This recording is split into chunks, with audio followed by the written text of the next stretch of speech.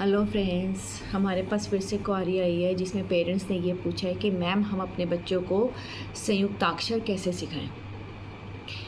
पहली बात तो ये कि जो संयुक्ताक्षर है, इस संयुक्ताक्षर की जॉइंट फैमिली में 3 फैमिलीज आती हैं। पहला द्वितीय व्यंजन, दूसरा संयुक्ताक्षर और तीसरा संयुक्त व्यंजन। द्वितीय व्यंजन के बारे में हमने आपको जानकारी अपनी लास्ट वीडियो में दी थी, तो आज हम बात करते हैं संयुक्त अक्षर की।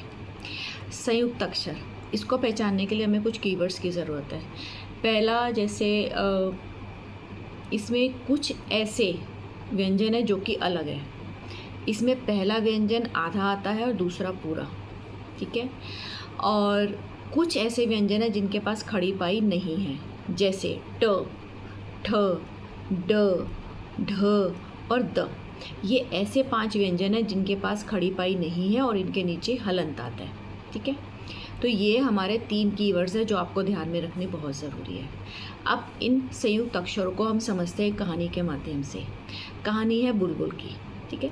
बुलबुल अपनी फैमिली के साथ मुंबई में रहती है। मुंबई में उसका बहुत अच्छा घर है, स्कूल है और उसको फ्रेंड्स है।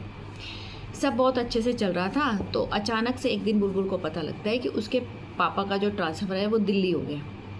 बड़े उदास मन से बुलबुल और बुलबुल की फैमिली मुंबई से दिल्ली शिफ्ट हो जाते हैं। बुलबुल के घर के सामने एक पार्क है, वहाँ पे बहुत सारे बच्चे रोज़ शाम को खेलने आते हैं और वहीं पे एक दीदी भी आती है जो उन बच्चों के साथ बहुत मज़ा करती है, मस्ती करती है, खेलती है और उनको टॉफ़ीज़ देती है। बुलबुल रोज़ ये सब देखती है। एक दिन ऐसी वो अपने दरवाजे पे खड़ी थी और दीदी और बच्चे पार्क में मस्ती कर रहे थे। अचानक से दीदी की नज़र बुलबुल पे पड़ी। उन्होंने बुलबुल को इशारे से बुलाया। बुलबुल घबरा गई और दौड़ के अंदर चली गई और मम्मी को बुला के लाई और बोली, वो दीदी मुझे बुला रही है। मम्मी ने देखा, कहा अरे ये तो सिया दीदी है, घर के पास में रहती है। सिया दीदी ने भी मम्मी को देखा और नमस्ते बुलाई, तो मम्मी ने दीदी को इशारे से बुलाया। दीदी आई। मम्मी ने बोला, ये मेरी बेटी बुलबुल है। तो दीदी ने बोला, बुलबुल मुझसे दोस्ती करोगी? बुलबुल ने कहा हाँ। तो बुलबुल खुश हो गई। तो दीदी ने मम्मी से पूछा कि क्या मैं बुलबुल को अपने साथ ले जाऊं पार्क में? तो मम्मी ने कहा हाँ ले जाओ। बुलबुल और दीदी पार्क में आ गए। दीदी ने सब बच्चों को बुलाया, इकट्ठा किया और उनको बताया कि देखो ये मेरी नई दोस्त है और अब ये हमारी दोस्त है। तो सब बच्चे खुश हो गए। सब बच्चों ने उसको हेलो किया, टॉफ़ी दिए, चिप्स दिए, टॉफ़ियाँ दी और झूले झूले। बहुत मज़ा आया बुलबुल को, वो बहुत खेली। और फिर दीदी ने बोला, बुलबुल लेट हो रहा है, चलो घर चलते हैं। बुलबुल ने सबको बाय किया और बोला मैं अगले दिन फिर आऊँगी। बुलबुल दीदी के साथ घर आ गई। मम्मी ने पूछा, बुलबुल कैसे रहा तुम्हारा दिन? तो बुलबुल ने बोला, मम्मी बड़ा मज़ा आया मुझे तो बहुत सारे नए दोस्त मिल गए। तो मम्मी ने बोला, क्या तुम्हें दीदी को थैंक यू नहीं करना चाहिए कि तुम्हें दीदी की वजह से इतने सारे दोस्त मिले हैं? बुलबुल ने कहा हाँ, मैं दीदी को कल थैंक यू करूँगी। तो ये तो थी हमारी कहानी। अब आप सोच रहे होंगे कि इसमें संयुक्त अक्षर है कहाँ पे? तो ये संयुक्त अक्षर है बुलबुल और दीदी।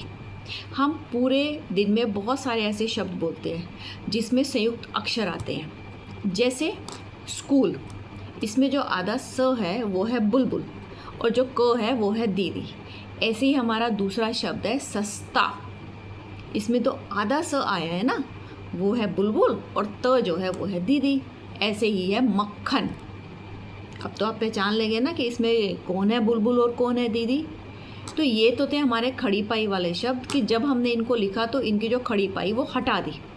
लेकिन कुछ हमारे ऐसे शब्द हैं, व्यंजन हैं जिसके अंदर खड़ी पाई नहीं आती है। जैसे मैंने बताया था ट, ठ, ड, ढ और द। अब इन्हीं से बना हमारा शब्द है विद्यालय। अब इसमें जो द है उसमें खड़ी पाई नहीं है और उसके नीचे हलंत लगता है, तो वो जो द है वो है बुलबुल और जो य है जो उसके साथ है वो है दीदी। ऐसे ही हमारा दूसरा शब्द है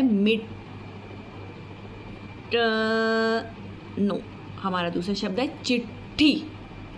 अब इसमें जो ट है वो है बुलबुल और जो ठ है वो है दीदी। ऐसे ही हमारा तीसरा शब्द है, क्या हो सकता है? गड्ढा, जिसमें ड भी आधा है और उसके नीचे हलंत है और ढ है। तो बुलबुल कौन और दीदी कौन? पहचान लिया ना? आसान था ना? तो वेरी गुड। तो इस तरीके से अगर हम अपने बच्चों को संयुक्त अक्षर सिखाते हैं तो उनके लिए बहुत आसान हो जाता है पढ़ते समय संयुक्त अक्षरों को, द्वितीय व्यंजनों को अलग करना। अगर इस तरीके से बच्चे सीखते हैं तो सबसे पहले वो द्वितीय व्यंजन और संयुक्त अक्षर दोनों शब्दों में अंतर कर पाते हैं। दूसरा, संयुक्त अक्षरों को समझकर लिख पाते हैं, बोल पाते हैं और इवन अपनी क्रिएटिव राइटिंग में उनको इंट्रोड्यूस कर सकते हैं हम उनको, और वो बहुत ज़्यादा ऐसे शब्द लिख सकते हैं। आई होप ये जानकारी आपको अच्छी लगी होगी। Thank you, bye.